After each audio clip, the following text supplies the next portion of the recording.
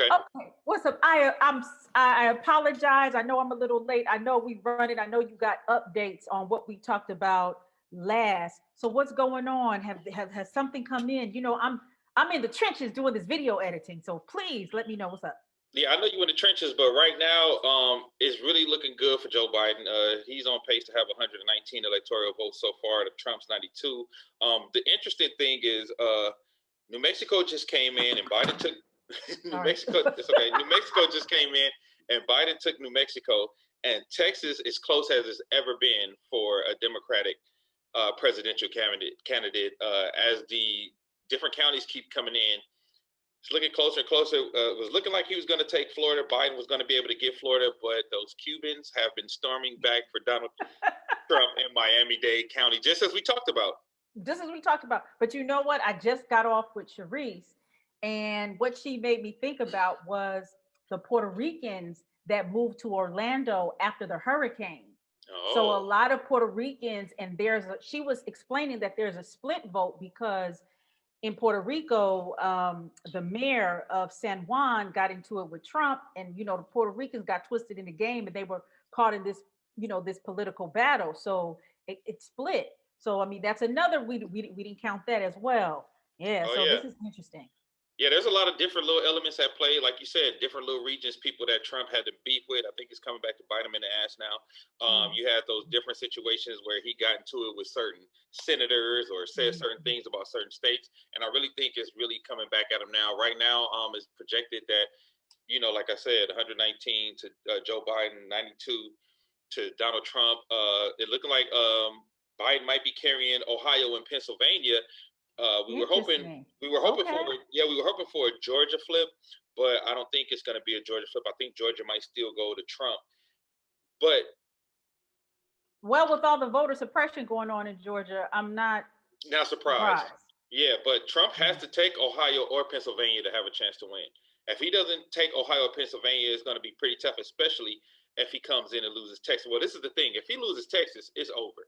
If he Right. loses Texas, there is no path to the White House for Donald Trump. But I Right. know that's still in play and it's really, really close. And that's going to go down to the wire. But Ohio and Pennsylvania are coming in. If he loses Ohio or Pennsylvania or Ohio and Pennsylvania, Trump is out of there as well. That's going to be the knockout punch, the knockout blow. The good thing is Biden can still win without Florida. Trump can't win without Florida. So Right. that's where we are. That's where it stands. Nothing has come in yet between Maxine Waters and Joe Cotters. So we, you Yeah, know, that's going to be a little later that's going to be a in the little later. day. That'll probably be on the midnight check-in Right. with you guys, 9 p.m. Pacific Standard Time.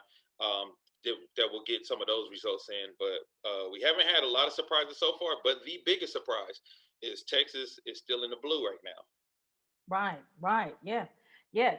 Yes, which is that's Bush country. That's straight up Republican beef cattle, oil, Well, you you know what was know. able to help him turn it? Not only the horrible response to COVID, but Berto. Berto did a lot of that work already. He did a lot of that groundwork Oh, when he yeah, was that's how running. I forgot about that. Yes, Yeah, yes. Berto did a lot of that groundwork, and he changed a lot of those small counties and some of those because Houston came in early, and Houston came in big for Joe Right. Biden. And if Biden is president, I won't be surprised if Beto is in the cabinet or a surrogate or Oh, something close like absolutely, that. absolutely. I Yeah. think he definitely pulls Beto in, especially Mm-hmm. because that means if he pulls Beto in, that means they're going to try to get Texas in the Senate as well. Because Mm-hmm. you got to remember, you want to still try to get Texas in the midterms. Because you get Texas in the midterms, that's a lot of political real estate to have. Mm-hmm. What's happening at the poll sites? Is there anything that's just quiet? Is it It don't seem good? like there's anything crazy I've been seeing that the poll sites have been, especially out here. The poll sites have been really chill. A lot of people told me they walked right in and vote where they thought there would be super long lines. I think the longest wait somebody told me they had was like 45 minutes. Everybody else was saying like, I thought I had to get up there and run, but people just getting off work too, so you're probably gonna see a mad dash of a lot Mm-hmm. of people in Cali. So it's probably gonna get crowded probably like the next 20, 30 minutes around Okay, certain okay. places out When, here. when do the polls close I in think they California? I think they close at 8 p.m. out here. Oh, okay. Yeah, yeah, yeah. That's Yeah, so that. so everybody got 2 hours. But also remember, we had a ton of early voting here. We had a ton of early voting in Texas. So that's why a lot of these projections were able to come in so early for Texas because we had a bunch of early voting. And I think you're going to see the same thing for California. There was a lot of early voting happening in California. Okay. So what else is on the ground? Anything else to report that's going on? Any updates? Has Biden said anything? Has Harris said anything? Has Trump Basically, tweeted? they haven't really said anything. I know that the Biden campaign was saying, they were hoping to get Florida, but they weren't, banking on Florida. Right. So even though Florida is still kind of split right now, it's looking like it might go to Trump. They feel like they had Obama go to Florida this week, but I don't think Biden's been in Florida since last Thursday. Mm-hmm. So if they really wanted Florida, that was somewhere he would have been stumping for the last 3 days, and he wasn't. Mm-hmm. I think he was smart to go and spend his time in Ohio, in Pennsylvania and those places, because I think those are places that he can really get, and it's looking like he'll really get those, because that's the big mistake that Hillary didn't make. Hillary didn't go back to those swing states in that Rust Belt that last week because she knew she had it in the bag, and I think that was one of the biggest reasons why she lost that race as well, because she didn't go back to those battleground countries and I mean states, and Trump went to all those battlegrounds and rally all the way until the end. Right. So thinking about these swing states, Michigan, Iowa, Florida, Pennsylvania, Ohio, there is a considerable amount of working class folk. What is the sentiment of working class people in voting?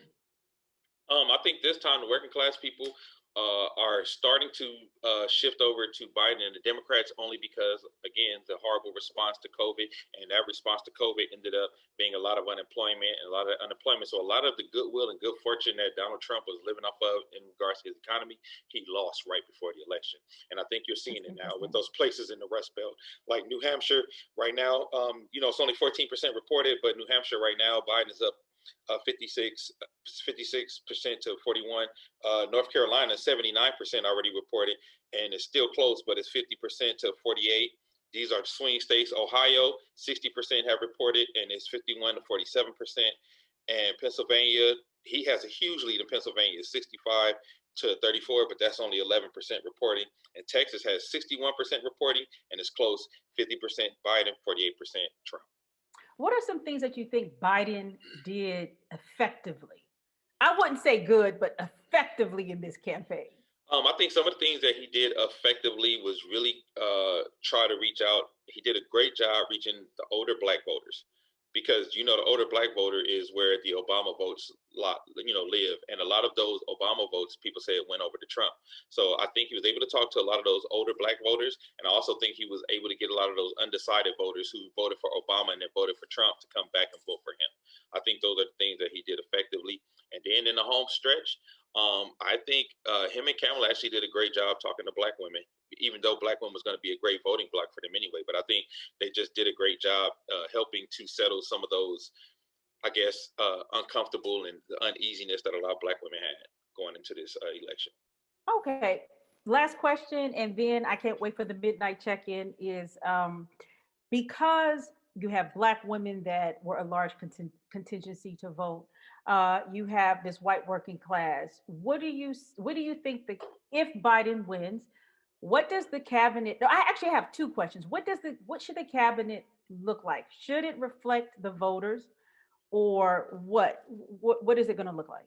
I think the cabinet is going to reflect the voters, but I also think, one thing I noticed that Biden has been really smart to put certain people around him, right? So we know if Biden wins, we're going to have the first black woman running press communications. So you're going to see Simone Sanders at the press, running the press box. I think when he gets in, he's going to have to ask the last. I can't remember the name off the top of my head right now, but when he gets in, he's going to have to ask one of those justices that's a little older to that the Clintons had appointed to retire, so he can appoint the black woman that he promised us. Mhm. Also, I think he's going to have Elizabeth Warren in there. He's going to have Andrew Yang. He's going to have Berto. So the crazy thing is, it's going to look a lot more like America. Mhm. His cabinet is going to look a lot more like America, but not only they're going to look a lot more like America, they're going to be really smart, because I think all of these people are really smart, right? Like, I think Elizabeth Warren has some really great policies that I like. I think Bernie is either going to stump for him, or Bernie's going to get a cabinet seat. Um, I Really? think I don't know. I would like to see I that, think but so. let's I see. think so. Because he took on a whole lot. If you look at his plan, if you look at his Lift Every Voice plan, he took on a lot of Warren and Bernie's policies that he seemed to be totally against in the beginning of the primaries. Hmm.